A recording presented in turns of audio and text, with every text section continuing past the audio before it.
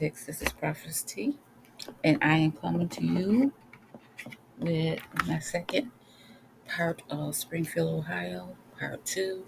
This is just my opinion. This is for entertainment purposes only.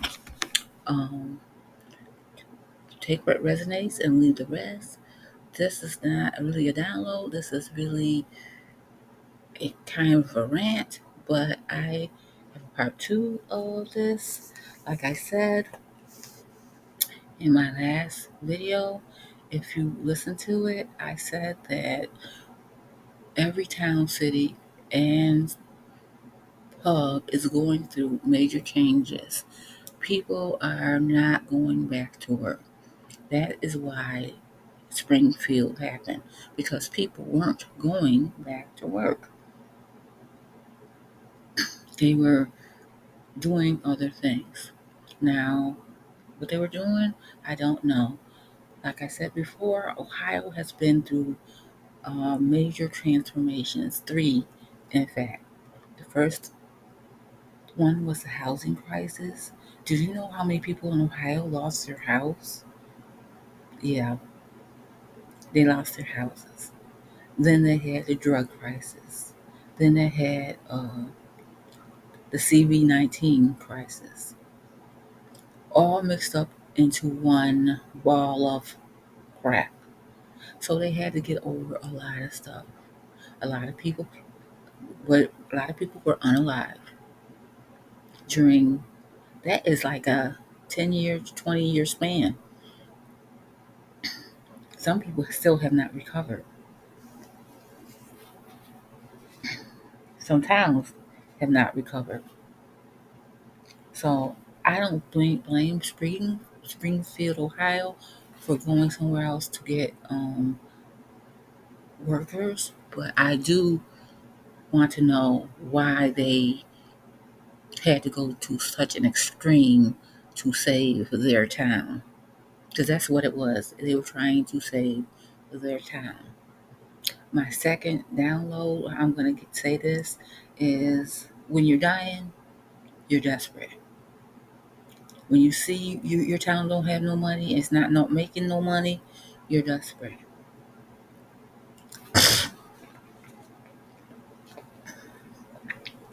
COVID's kicking my ass. I'm sorry. So that's why I feel sorry for Springfield, but I don't feel sorry for them, because you brought people in. Because every generation there has always been people who have worked on the farms, who have worked in the factories and then moved up in society. They always had to have either a worker's permit or a school permit or a sponsor. They've always had to. They always had to have somebody drive them to work. They've always had to be able to get to work.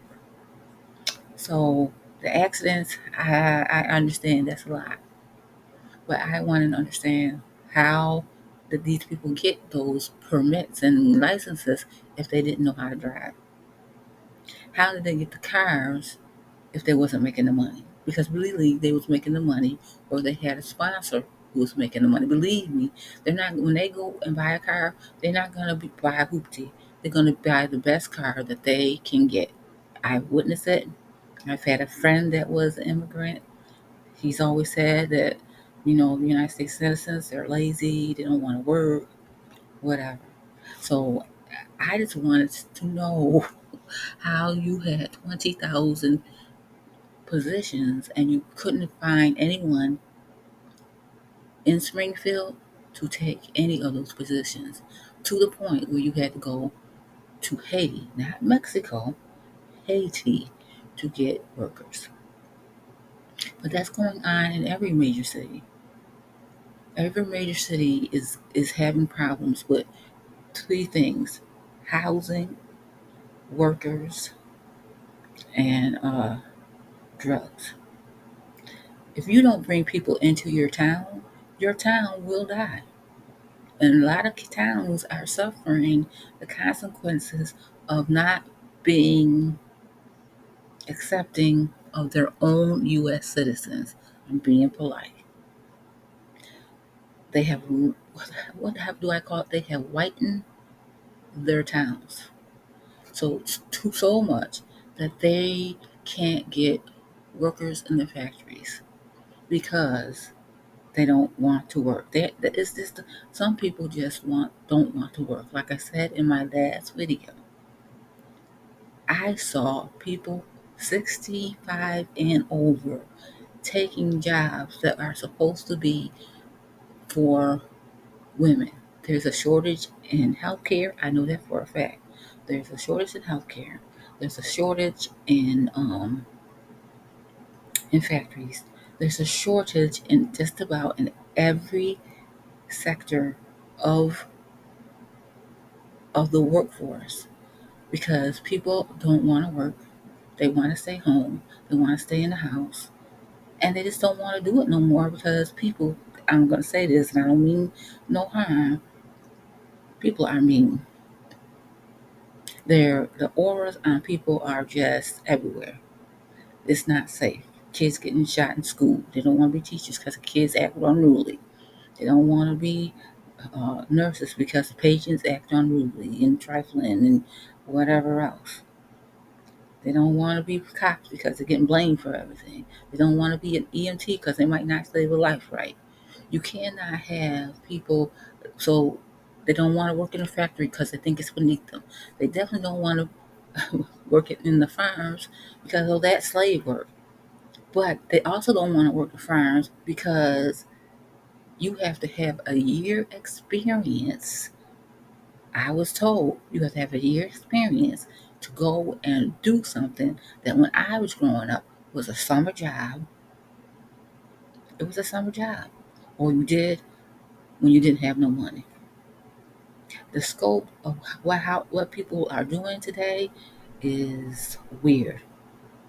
So I can understand it. I don't know what this. You can't you can't count on. You know what? You can't count on the federal government for everything. You have to show some initiative. But I also know one thing, and one thing for sure: you cannot get grants and not build the buildings. You cannot get grants and not refurbish your downtown. You can't get grants and not do nothing with it but spend the money somewhere else. When the government gives you a grant, use it for what it's supposed to be. I've seen them not use. People get grants or organizations get grants, and this is in my opinion, and they do not do anything. They don't build a building. They don't start a forum. They don't do anything. So I feel sorry for Springfield for all the stuff that they're bringing to light, but they shouldn't be threatening patients anyway. Because if they had 20,000 jobs, you could have called your brother or your sister who didn't have a job to come to Springfield, set them up for 2 or 3 weeks so they can get the job and start work. So that's all I have to say. That's my part two. It's gonna get worse before it gets better. I just hope that they don't think that this is what America is all about because really nobody wanted them factory jobs because if it was, they wouldn't have to go to Haiti to get them. If they wanted them factory jobs, they would not have to go to Haiti to get Haitians. They could have got Americans or Mexicans or anybody to fill those jobs. See, okay? Um, they complaining that they don't have housing. Okay, if you don't have housing, why is it? Well, I'm seeing abandoned buildings. Why didn't you take that grant money and make new housing? I'm just asking for a friend. If you build a new school, then why don't you turn the old school into housing? I'm just asking for a friend. Am I wrong? Y'all leave your comments in the comment box. I want to hear the tea on why that's not happening. I'll see you guys later. Like I always say, have your money to call home or to get home, and always read the room. I'll see y'all later. Bye.